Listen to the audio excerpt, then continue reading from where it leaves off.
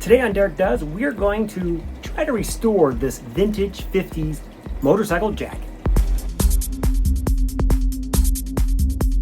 Hi, welcome back to another Derek Does. I'm Derek, and if you're new here, please subscribe, like, comment, all that stuff.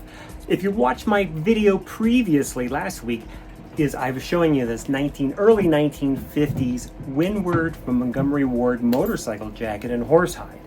Now, this jacket I picked up, and I know it has not been touched since it was new.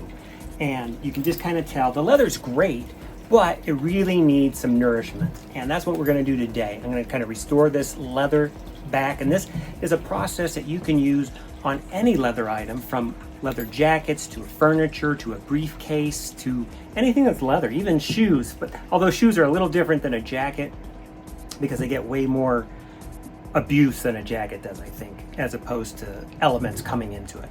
But so what we're going to do, again, this is a horsehide jacket from probably 52 to 55 in that range from Montgomery Ward. And the leather itself, you can see it has great patina. But we're going to turn this, I'm going to show you how to restore a leather jacket that maybe you have so that you have another 50 years of great use out of it. So let's start that process now. All right, so first thing I do is look over your jacket, make sure you don't have any ripped stitching, make sure your zipper's working, everything like that. See what's missing, what you might need to do to the jacket. I got really lucky. The zippers were great, the stitching was great. The only thing is, you can see on the inside, and you can watch in the video, the previous video, it's a little soiled on the inside, but that's as expected. You know, the jacket is from the mid-50s and was used, and this was actually a police jacket if you watch the previous video.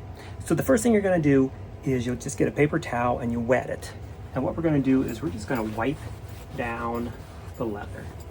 You have to unsnap any snaps like these, but we're going to wipe it down. This jacket, actually the collar was creased at one time, and it has like a permanent crease, and I'm hoping the conditioner will help pull that out so it doesn't get, so it loosens the leather.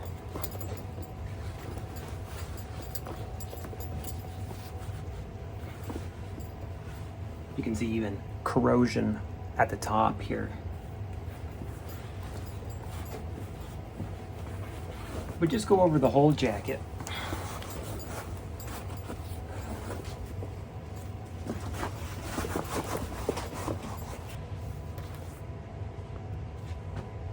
Now, as you can see, it's dirty. I've had a lot worse. This isn't too bad, but always kind of do a wipe down. Also, it helps see things maybe you didn't see at the beginning.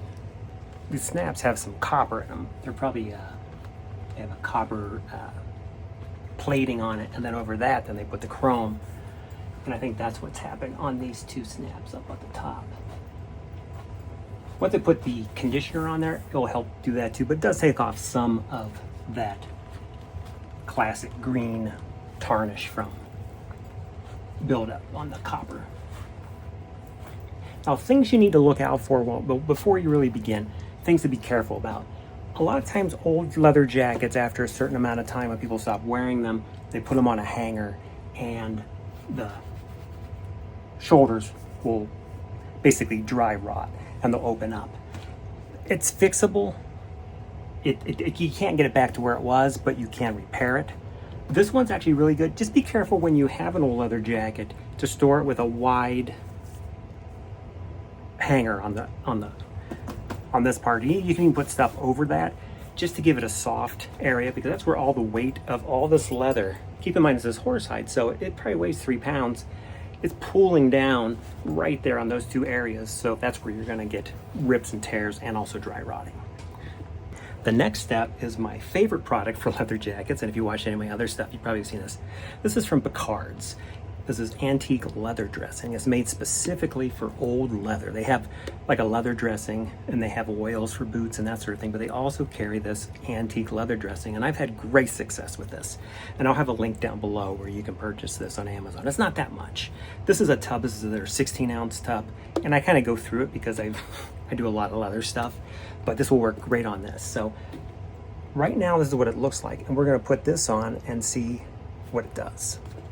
So before I do that, I always just put on gloves just because it is oils and I just don't want to get all greasy on my hands, because then you have to get it off your hands.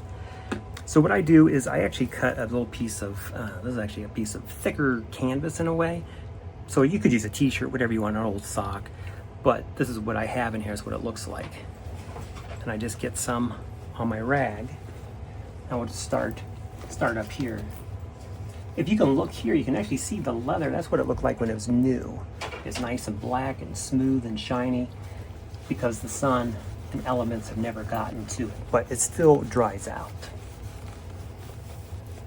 So what we're going to do is we're just going to coat this whole thing with a nice coat of this stuff.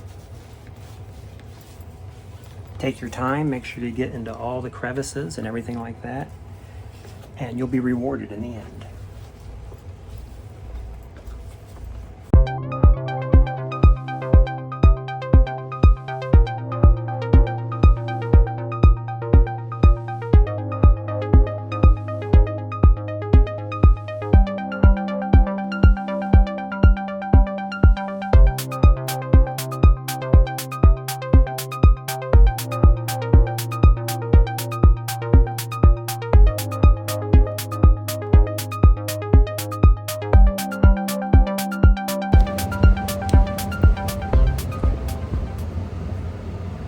So go over the whole thing now, just to make sure you didn't miss any spots.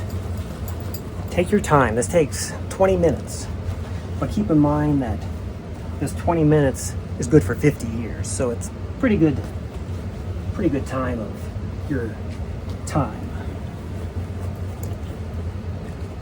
Anywhere there's leather, like in between where the zipper is, or in here where the pocket is, just get it. It doesn't hurt it. And you'll see there's a kind of a nice shine all over your jacket. You can see this right now. But it just takes a little bit of time. But in the end, the results are way worth it. It's okay if it's a little thick. Don't underdo it. It's rather to overdo it than underdo it doing a leather jacket. I think we did pretty good. Got everywhere. Now, one thing about horsehide, it has a lot of this amazing grain in it, and sometimes those cracks in the grain, they're not cracks, but they're crevices. You need to make sure you can really get your cloth into those areas so the oil, or the whatever this is, can penetrate. All right, I think we're good for now. So we've done that, and we're just gonna now let this sit, at least for a day, 24 hours. You can let it sit longer. I might go 48 hours. And then when we're done with this, we'll wipe it all down. So I'll see you in about 24 to 48 hours. All right, it's been over 48 hours. I decided to let it go an extra day. Instead of the 24, I went with the 48. You can even let it go longer if you want. Now, one thing you'll notice is the jacket it feels, I can feel the stuff that's on there, but I don't see it. There might be a couple little areas, some couple little streaks, like here it's a little wet there, it's a little wet there. I don't know if you can quite see that. I'll do a spin on that. But it's really absorbed into this leather, and you have to realize that this leather is old. This leather is from the mid-50s, and I'm sure it has never been conditioned. So the leather itself, even though it's not a living thing, it kind of is. It needs the oils in the leather, and that's the whole reason you do this for leather, and that's how leather lasts, and that's also why leather breaks down and dry rots and falls apart, and some old jackets are just old. So what we're going to do to get this off, now you can use whatever you want. I've been using these microfiber cloths, and they work really well. They get into all the crevices and everything like that, and they absorb. So what we're going to do now is we're going to wipe over the whole thing, and we're going to basically wipe off the excess, and we'll be left with a great jacket underneath. So let me just show you right now. I'll do a spin, and you can kind of see some of the areas where there's still a little bit there, but for the most part, it's absorbed a lot of it. So here you can see there's a little bit here. It's a little, that's what you want to see, just that little area. that means that everything that's been put into this jacket has been absorbed. Now if you come to the back, there's a little section here, here. Maybe I got a little more of my picards on that area. So that's why you're seeing that little area, but everything else is really absorbed nicely. And that's what you want to see. If your jacket looks exactly the same as when you did it, then you probably haven't given enough time for it to absorb. So give it a little bit more time. All right, so now it's time just to wipe it all down. You don't have to, there's no real technique, it's just pull down. That's what I do. I just pull down on it. And again, it's kind of like when you put the oil on it, you want to take the oil off, or the stuff off.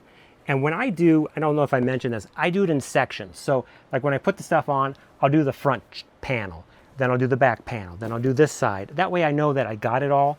Because if you just put it on randomly, you may miss an area.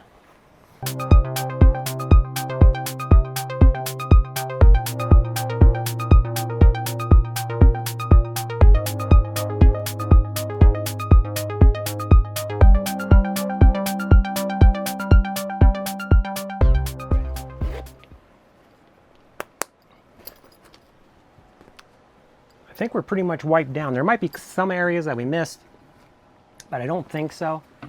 I think it's pretty good. Obviously you're going to miss some area, but that's not bad. So just make sure you get it nicely wiped down and looks good. Now one thing I do is I'll also go around and I'll trim any loose threads. Like there was a couple here in the, actually there's one there. I'll get a little, trim that up, just so it doesn't catch and turn into a bigger issue. Now, if it's actually pulled apart and the stitchings come undone somewhere, then you might want to take a needle and thread and pull that back together, just to save time now, so you don't have trouble later on in your jacket's life. But let's try it on and see how it looks. All right, I put the same shirt on just so that you can get a good before and after look, doing the same thing so it doesn't distract. But I don't know if you can quite see. I'll try to maybe tomorrow I'll go outside and you can get a daytime shot with the sunlight. Maybe not though. I don't know if you can quite see, but there's definitely, it's got a nice shine to it. It actually feels softer. The whole thing feels softer. And with wearing a jacket, when you get a leather jacket, the more you wear it, your natural body heat will soften the leather. So if you get a jacket that's really hard to stiff and everything like that, and you've oiled it and it's still like that, if you wear it, the body heat will soften up that leather and it'll just get way more comfortable. I know a lot of guys who get a brand new jacket will actually just put it on and wear it all day long. Some might even sleep in it, just to kind of break it in just from your natural body heat. Now we'll zip it up. Now this zipper is still really good. If you're having a little issues with the zipper, you can put some beeswax or paraffin wax on the actual zipper itself, and that helps a lot. So just something to think about. And there you have it. That's how to condition a vintage leather jacket like this one. Again, this is from the 50s, so the leather is a little different than today's leathers, because back in the day, in the 40s and 30s and 50s, leather was tanned differently than it was, say, in the 70s, 80s, and 90s and today. It's just how it is. It's better leather. So if you can find a vintage jacket, I would suggest you pick one up, because it's just not going to, a reproduction will look like it for the most part, but it's probably not going to be as good as a vintage one. But finding a vintage one that is in good shape, that's another thing. That's why conditioning an old leather jacket can usually bring it back. And you can just see, I mean, look at it looks so much newer. It looks like a jacket from the 60s, from the 50s. You know what I mean? It's like, it has some wear on it and everything like that, but it's good. Hope you learned something. Follow some of these tips or all of them. Now, one thing I didn't mention, this is something that I don't want to do, but let's say you get an old black leather jacket and you don't like the patina for whatever reason, and you want to re-dye it. You can do that also. I wouldn't suggest getting the dye with the conditioner. I would just do the conditioner, because that's they'll concentrate on just the conditioner, and then you can get a dye that either you could put on before or after, depending whatever the conditioner suggests. So you could re-dye a jacket. The trouble there is you'll have to kind of re-dye the whole jacket, because if you just do little sections, it may be black here, but it's kind of like a off black just from, you know, the sun and everything like that. So it's a little bit more work, and you can just tell from where I have already conditioned it, those patina areas have kind of come back to black a little bit. There's still some, you know, where it's been actually scraped away, like on these arm areas, it won't come back. But the areas that, you know, just got a little wear, they will come back. So that's something to think about. It's a much blacker jacket than it was when I started, but I kind of like it. Hope you liked this episode, and I'll see you on the next Derek Does. Thanks for watching.